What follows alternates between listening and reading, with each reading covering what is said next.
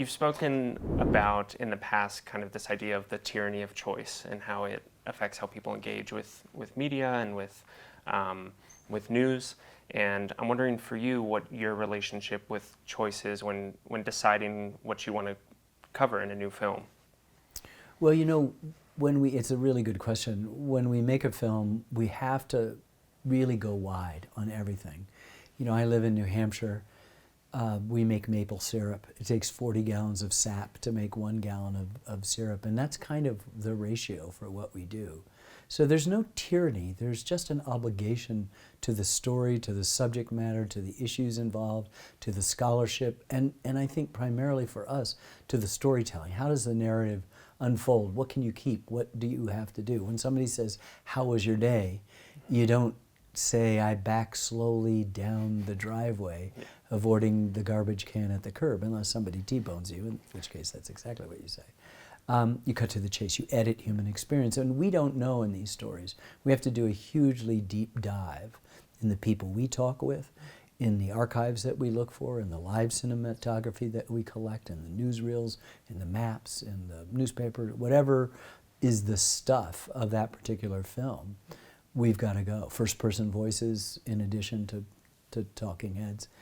So it's just for us trying to whittle down. It's the best thing I know. So there's the tyranny, I think, comes in a media environment in which we are aware that so much of it seems like skywriting, that everything has a kind of evanescent quality. It's just gone. Mm-hmm. And what is it that it lasts and is durable and has meaning? But all real meaning accrues in duration, the work you're proudest of, the relationships you care the most about, have benefited from sustained attention. Mm-hmm. And when did you start working on American Buffalo, and what was the selection criteria? Like, how did you decide to focus on our national mammal? We've been thinking about this for literally decades. We made a film in the mid-90s on the history of the American West, and the buffalo was already on our short list of films to do. We waited until the end of the teens. Not waited, there was room. You saw some daylight and you say, let's work on that. And I'm so glad because the scholarship has changed, and we're also in a different environment where in the past you could kind of get away with maybe sympathies for other points of view that now in retrospect might seem paternalistic or even patronizing. This is a film, the story about an animal, the most majestic, the largest land mammal in North America, but it's also the story of the people who were entwined with this animal for 10 to 12,000 years, 600 generations, where Europeans have had 6, 7 generations of responsibility, and it's a story about them too, good, bad, and otherwise. And then I realized this is we've told in our 2 episodes the first 2 acts of a 3-act play. And the 3rd act is, what are we going to do? Is it enough to know they're not going extinct? Aren't we required for them to go back into habitats that are large enough that they can help repopulate the American Serengeti, which is now kind of a monoculture of one grass or one crop and a kind of silence, a deafening silence, when it used to be this beautiful Eden, an American Serengeti. Yeah. Can you tell me a little bit about the Native consultants that you worked with on this film and what the involvement was from Indigenous voices? It was complete in the end. I think we're getting smart enough. There are times when you're working on something in which you just shut up and listen. That's it. And Richard White, who's one of the founders of the museum and the first head of the Museum of the American Indian on the Mall in Washington, D.C., was our principal advisor. But we've worked with Scott Momaday, the Kiowa poet, Gerard Baker, a Mandan Hidatsa. We met a lot of other people, Rosalind LaPierre, Jermaine White, Marcia Pablo, descendants of Quanah Parker. A lot of people who helped us, and many of those Native American voices are just members of a particular tribe with a relationship to this central being in their life force. And others are also that and an expert in education in history and biology. And so that was a twofer. And then we added other voices of people who have been studying this story for a long time. And you realize that it touches almost every corner of our national narrative in good and spectacularly tragic ways. Yeah. You'd mentioned you were glad that you waited because the scholarship changed a little bit. Can you give me more details on that? Well, I think we're beginning to understand the full extent of the ecological catastrophe that it represented. One of our scholars points out that this is the largest, Dan Flores, that this is the largest killing of mammals in the history of the world. And not just the buffalo, but all the other animals that used to populate. You know, we think the elk and the grizzlies are citizens of the Rockies, and they are, because they got away. But they were killed in extraordinary numbers, and wolves and all sorts of other things, to make way not for this beautiful grassland, but for ranching and for cropping, which has made it a much more silent and sad place. And it's being depopulated now by human beings, so it seems to me we might have the energy and the wherewithal to permit us to recreate in tiny little pockets this beautiful ecosystem that might invite some of our brethren back. You know, we are as Wallace Stegner says, the most dangerous species on the earth, and every other species, he went on, including the earth itself, has reason to fear us. Yep. But we're also the only species that when we want to can save something. Yeah. Was your process any different focusing on like an animal as a subject as opposed to a person or a... You know, it's the same. We've been telling the same story over and over again, just asking this deceptively simple question, who are we? The buffalo tells us as much about who we are as Abraham Lincoln does, maybe more. That's a wild statement, maybe the same. You know, there's the headline.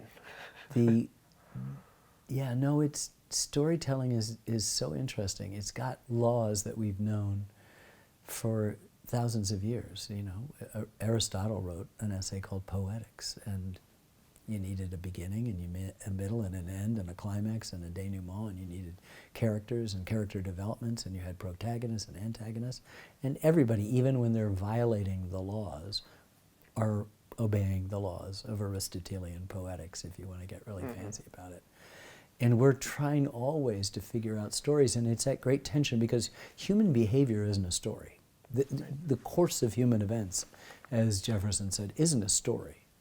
It's what we do with all that raw data, how we put boxes around it, how we organize what happens in our day, and how we tell stories to one another. It's essential human task, and that has a mystery to it. And then, of course, for us, particularly working with PBS, there's a tremendous responsibility and obligation so that the demands of storytelling do not overwhelm and inundate and capsize the responsibility to tell the truth.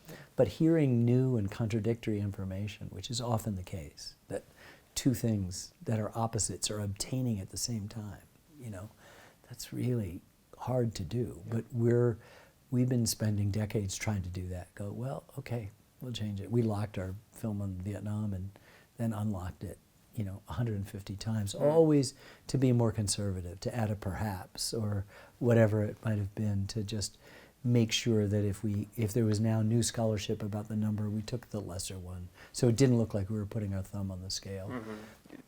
Among journalists, there's this kind of growing conversation around objectivity and what that means, and how, historically the appearance of being objective or not biased kind of outweighed just being correct or telling the truth.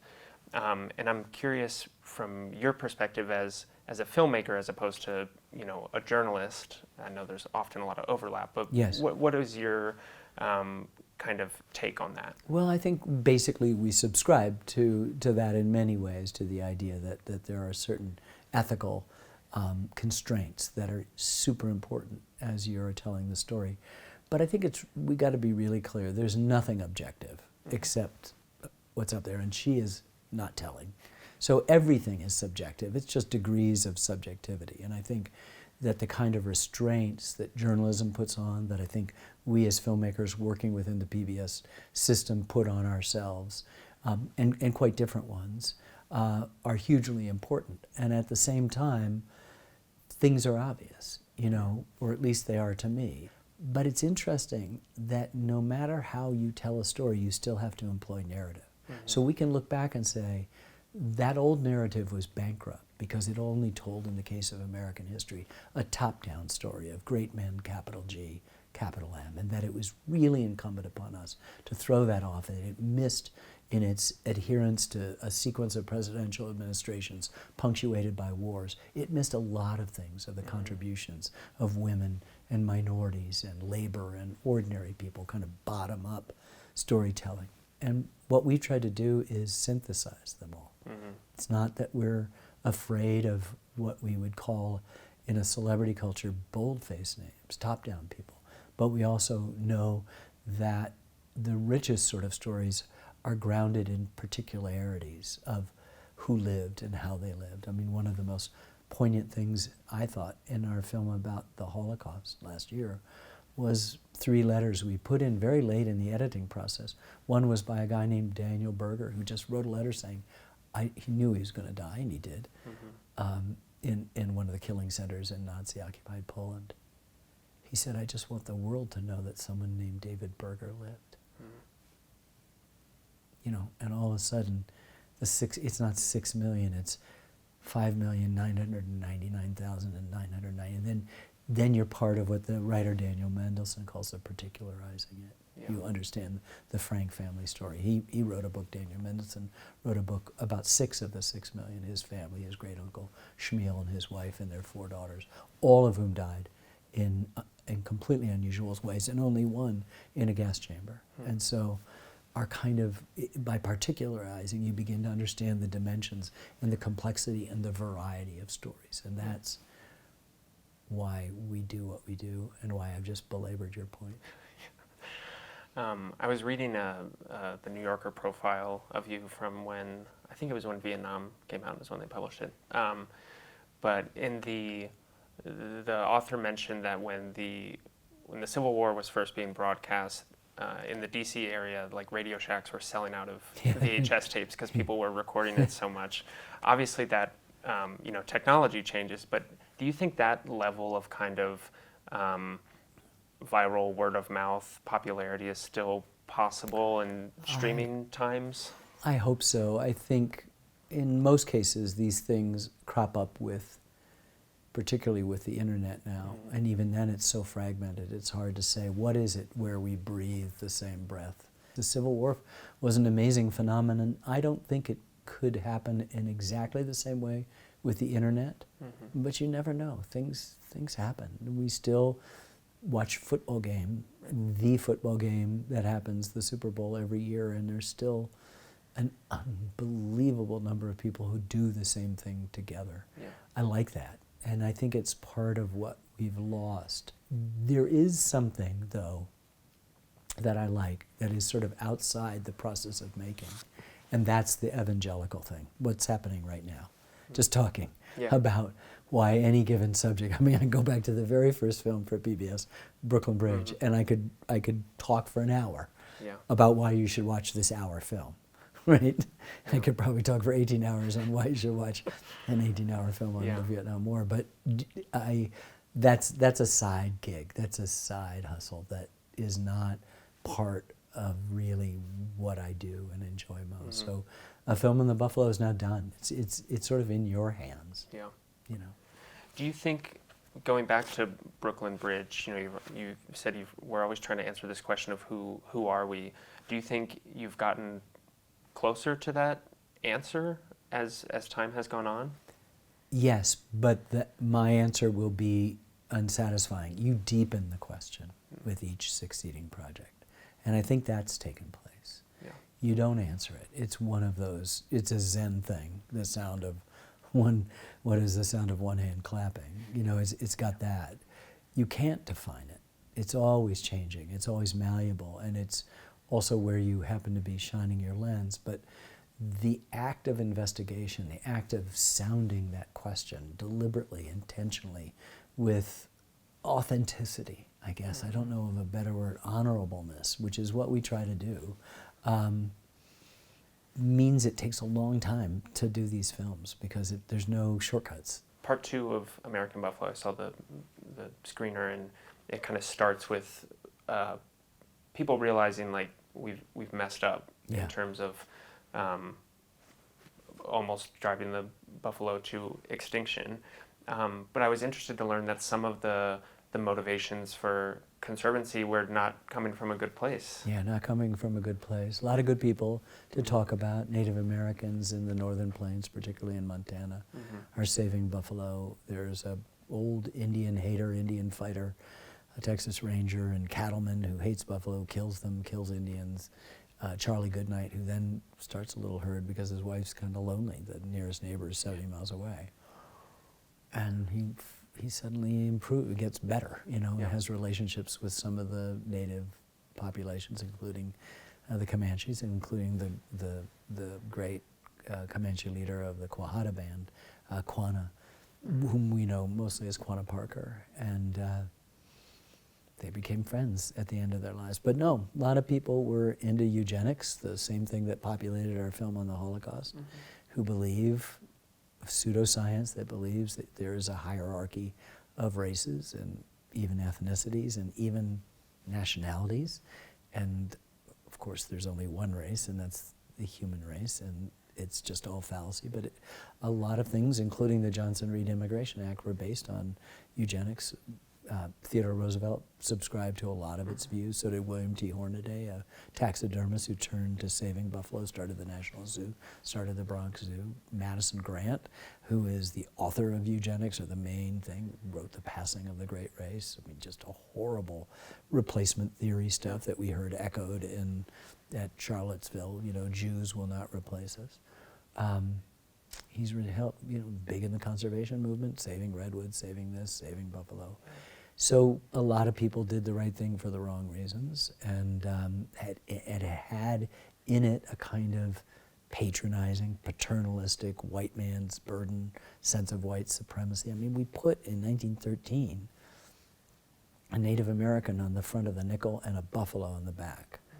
It's just flabbergasting to me that we would begin to romanticize and even fetishize two beings that we have spent the last century trying to eradicate.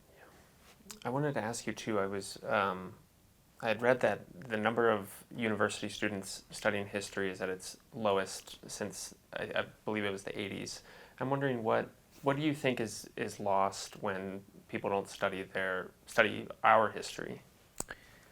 Let me tell you a story from just my earliest days as a filmmaker, struggling to raise money for the Brooklyn Bridge film. I met a man, now passed away, named William Sharwell, who was a senior vice president at AT&T. At that time, their headquarters were in Manhattan, a block or so from the Woolworth building overlooking the Brooklyn Bridge. And lovely man, we became friends until the rest of his life. And one evening, this is in the late 70s, he just lamented and he said, man, everybody get all these MBAs. They can't write a letter. They can't write a 2-page letter. They know nothing of history. They know nothing of religion. They know nothing of ethics. They know nothing of the humanities.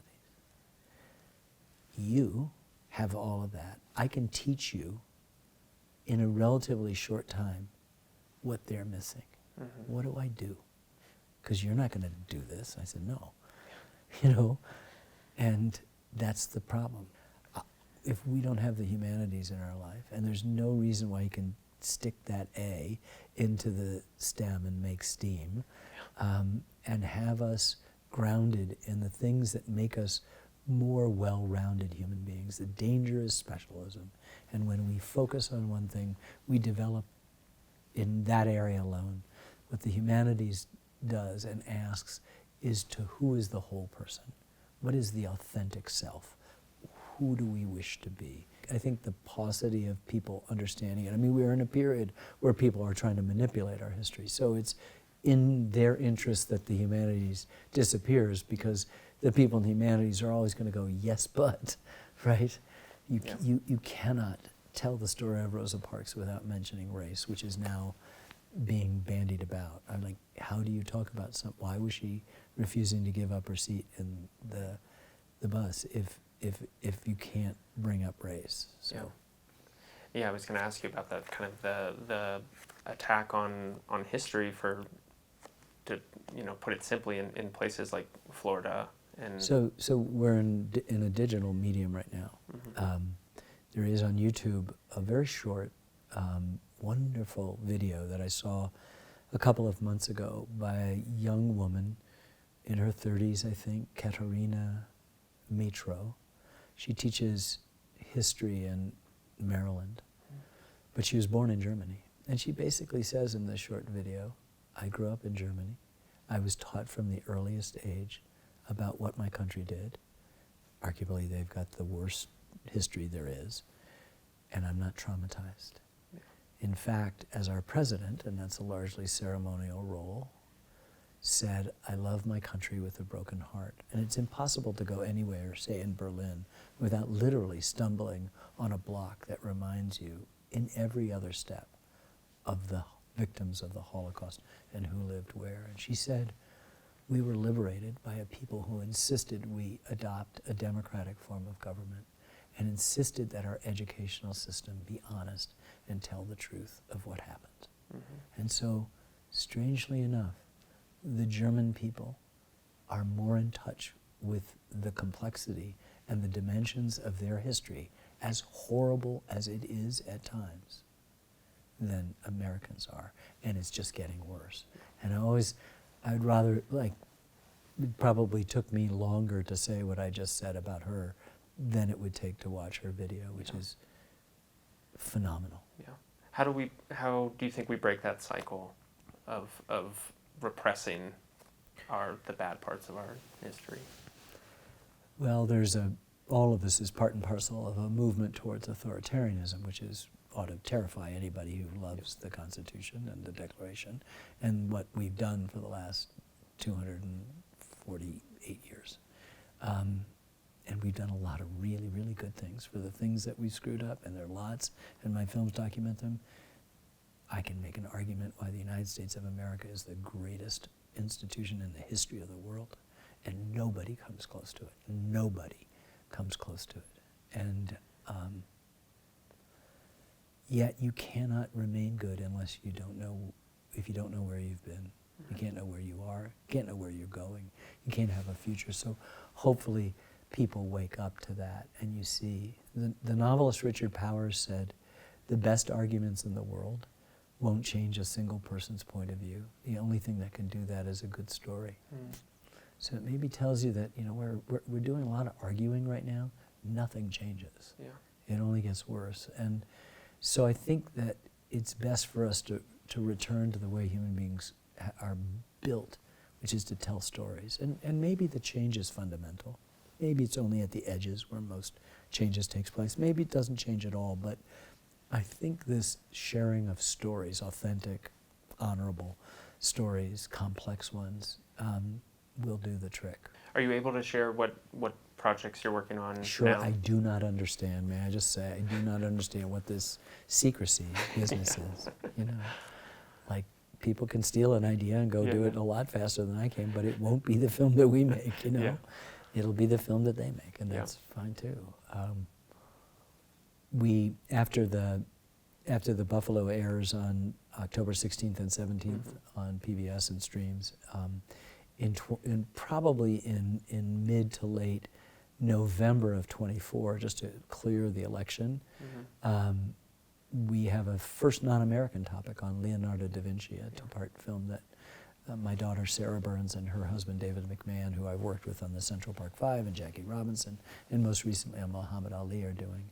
And then we are also working on, with another filmmaker, Erica Dilday, a history of Reconstruction called Emancipation to Exodus, many parts, and backing up to Emancipation and going decades beyond Reconstruction, the most misunderstood period in our life.